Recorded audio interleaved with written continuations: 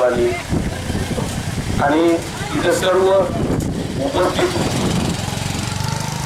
वयोवृद्ध वयस्कर मंडळी आणि माझ्या तरुण मित्रांनो, खरं तर हा आज भाषणाचा आणि सभेचा कार्यक्रमच नाहीये, त्या युवा मित्रांनी आयोजित केलाय म्हणून दोन शब्द आपल्या पुढे माझे मांडतोय, विचार मांडतोय। हा जो उपक्रम आपण राबवला त्याच्या पाठीमागे एक विशेष उद्दिष्ट आहे। बार्शीचं राजकारण हे जगापेक्षा थोडंसं वेगळंच आहे। इथं तुमच्या आमच्याशी, सामान्य जनतेशी इथल्या राजकारण्यांना काहीही घेणं देणं नाहीये आणि या घाण राजकारणात मलाही पडायची इच्छा नव्हती। खरं तर समाज कार्याच्या माध्यमातून पाठीमागच्या 2-3 वर्षामध्ये मिरगने काहीतरी काम करतोय असं आपल्याला दिसत असेल, पेपरमध्ये आपण वाचत असाल, परंतु माझा मूळ पिंड समाजकार्याचा आहे, राजकारणाचा बिलकुल नाहीये। मी एक सर्वसामान्य कुटुंबातून पुढे आलेलो आहे। माझे वडील सारे प्राथमिक शिक्षक होते, बऱ्याच जणांना माहिती असेल। मी 11वीत असतानाच वडील वारले।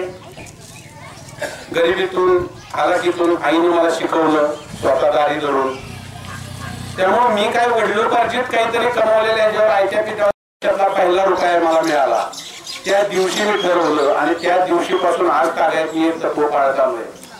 माझ्या जी काही कमाई असेल, उत्पन्न असेल, त्या उत्पन्नाचा एक ठराविक हिस्सा मी समाजासाठी खर्च करत आलोय। पूर्वी उत्पन्न कमी असेल त्या प्रमाणात तो हिस्सा कमी असेल आणि डायरेक्टली तुमच्या समोर येऊन काम करत नसेल, थोडंसं बॅक स्टेजला पडद्याआड राहून गरजवंतांना, ज्यांना गरज असेल, आरोग्याची गरज असेल, दवाखान्याची असेल किंवा इतर कुठल्या सामाजिक गरजा असतील, विद्यार्थ्यांना शिक्षणासाठी गरज असेल, त्या माध्यमातून मदत करत आलेलो होतो। परंतु ज्यावेळेस सगळं स्थिरतावर झालं आणि आता पैशाबरोबरच समाजासाठी काहीतरी वेळ द्यावा असं 3 वर्षापूर्वी ठरवलं, त्यावेळेस अगदी प्रामाणिकपणे सांगतो, राजकारणात उतरण्याचा कुठलाही उद्देश नव्हता। त्या उद्देशाने उतरलोच नव्हतो। ज्यावेळेस काम चालू केलं आणि काही प्रस्थापित लोकांना एक वेगळा संशय यायला लागला की हा कदाचित राजकारणात येऊ शकतो आणि या पद्धतीने जर हा राजकारण करत असेल तर आपलं जे राजकारण चाललंय, 4.5 वर्ष लोकांना लाथा मारायच्या आणि 3 महिने लोकांचे पाय धरायचे, निवडून आले की पुन्हा 4.5 वर्ष तुम्हाला आम्हाला लाथा घालायला मोकळे। गावामधील 2 गट तयार करायचे, तरुणामध्ये 2 गट तयार करायचे, त्यांच्यात भांडण लावायची, मारामाऱ्या लावायच्या। साध्या तक्रारी किरकोळ तुम्ही बाचाबाची झालेली असेल, नेत्याकडे गेला, असं आमच्या गावात बाचाबाची झाली, अरे नुसत्याशिवाय देऊन काय आले, हात पाय तोडून ये, पुढचं मी बघतो। हे काय बघणार? पोलीस स्टेशनला एखादा फोन करणार, वकील एखादा देणार, पण ही तरुण पिढी पोलिसाच्या कायद्याच्या दुष्चक्रात अडकणार, जेलमध्ये ही तरुण फरक जाणार, नेते त्याच्यावर मजा मारत बसणार। आणि आता 2 गट तयार झाले, दोघात मारामाऱ्या भांडण, पोलीस स्टेशन केसेस 307, 302 झाल्या की पुन्हा ती एकमेकाचे तोंड बघत नाहीत आणि त्या नेत्यांना विचारल्याशिवाय त्यांचं पुढचं भविष्य चालू शकत नाही। हे ज्यावेळेस सगळी परिस्थिती पाहिली, जे समाजकार्य चालू केलं होतं त्याच्यामध्ये या लोकांनी, प्रशासन आणि शासनाच्या माध्यमातून ज्यावेळेस अडचणी आणायला सुरुवात केल्या, त्यावेळेस कुठंतरी सामाजिक कार्याबरोबरच बार्शीची, जनतेची दशा आणि दिशा बदलणं याची गरज वाटली आणि त्या गरजेपोटी राजकारणात उतरायचा निर्णय घेतला। मित्रांनो, आपण बघत असाल आज आपल्या इथले राजकारणी राजकारण करतायत, स्वतःच्या पोटासाठी करतायत, स्वतःच्या कुटुंबासाठी करतायत। आपण बघतो 2 नेते आजी माजी एकमेकावर आरोप करतात, तुमचं आमचं खूप, आमचं दोघांचं खूप फाटलेलं आहे, दोघांचा विरोध आहे असं दाखवलं जातं। 2 गटामध्ये अत्यंत तीव्र स्पर्धा हाणामाऱ्यापर्यंत लावली जाते। परंतु एक साधं उदाहरण देतो तुम्हाला, ज्यावेळेस कॉन्ट्रॅक्टची कामं असतात त्यावेळेस मात्र 60-40 मध्ये वाटून घेतले जातात। त्यावेळेस यांच्यातली एकमेकाची दुश्मनी दिसत नाही.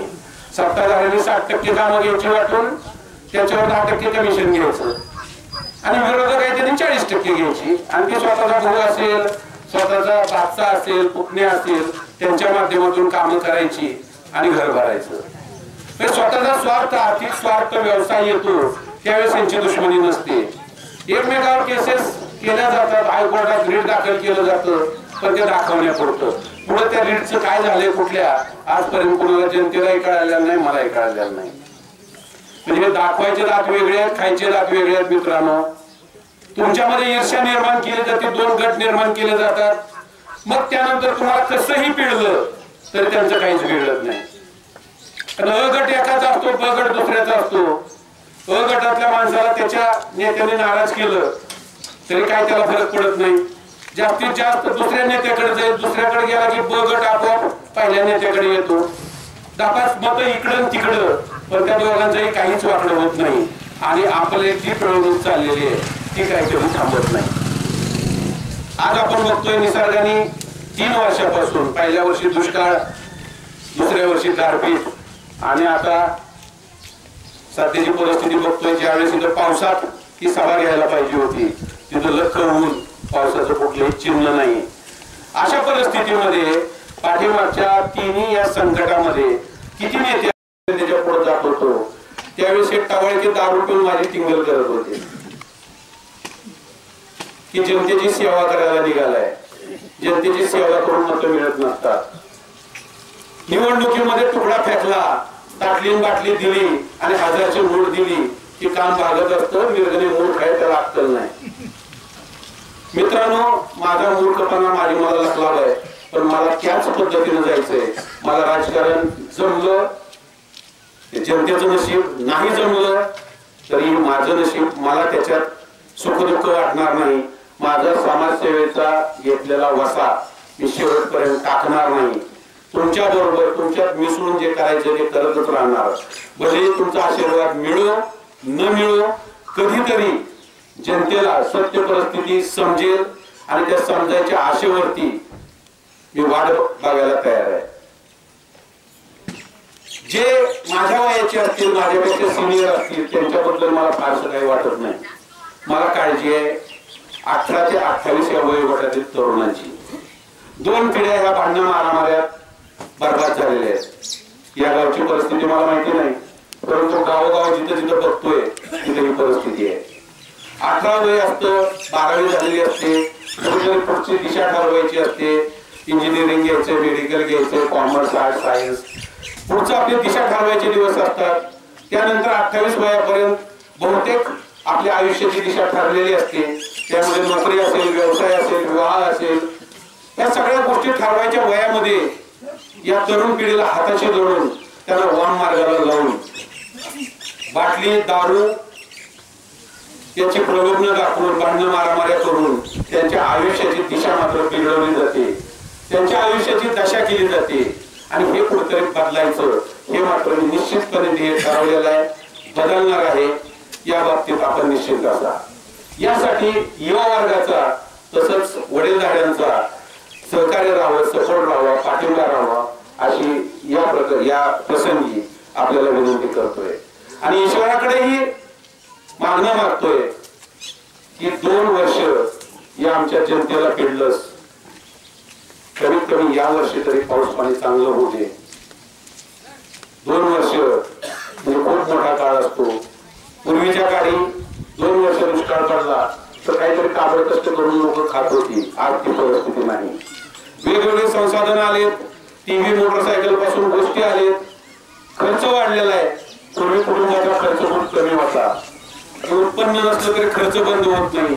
नाही जाताना सावकाराकडे जावं लागतं, बँकाकडे जावं लागतं, कर्ज काढावं लागतो.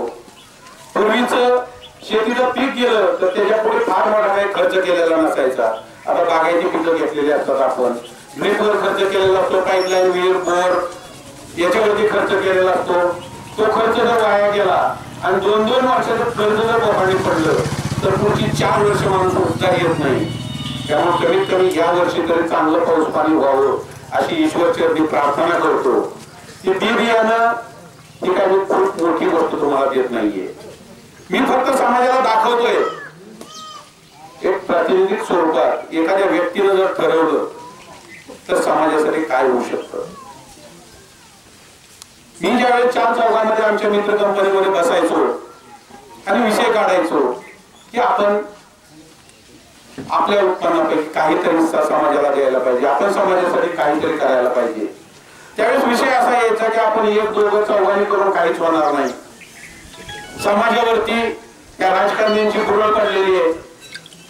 यांच्या दडपशाही खाली असेल, दंडेलशाही खाली असेल किंवा त्यांनी लावलेल्या वळणापुढे असेल.